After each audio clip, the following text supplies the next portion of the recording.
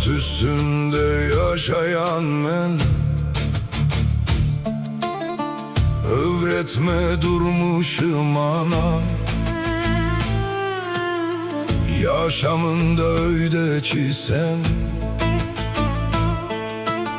şoldurmuş layıktır sana. Doğru yaşayansın öğütme, biz bilen bol deyip aytma. Sürün bir boldun kaytma. Bu yaşa ışkı bap sana. Sayılan ömrün özün yaşa, sürüp olup edip pişe. Men deyip kakıp döşe, öğretme durmuşum ana. Maslahata menme teşdel, maksud düşman fikrinde gal. Kölelik et muzdun al, gulb olmak kıbaptır sana. İkbalımdan elini çek, yörelgemden dilini çek. Padişana bardızına çök, erkinlik kıbaptır mana. Mene size boyun eğmen, boyun eğenlere degmen. Bak ne bolsam yurda sığman, size karşı yolum öne.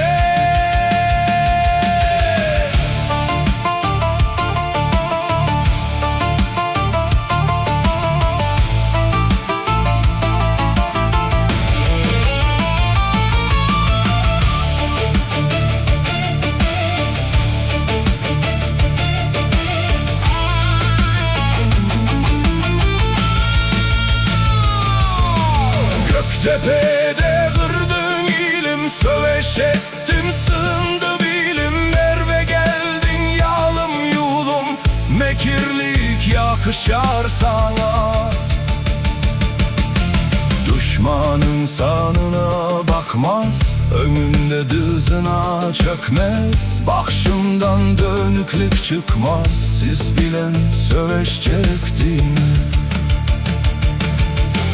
Mertebeli kutun kapar, kılıç sırar, atın çapar. Düşman öz belinden tapar, merv yurdum togaptır mana.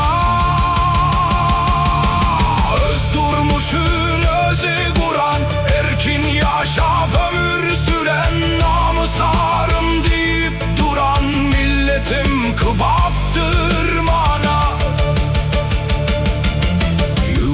Atı düzü geçen, her gepinde payha saçan. Mertlik bilen, yollar açan, Türkmenim sogaptır mana.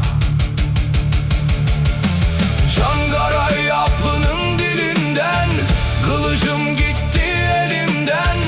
Ayırma Türkmen yolumdan. Can Tanrım kuva.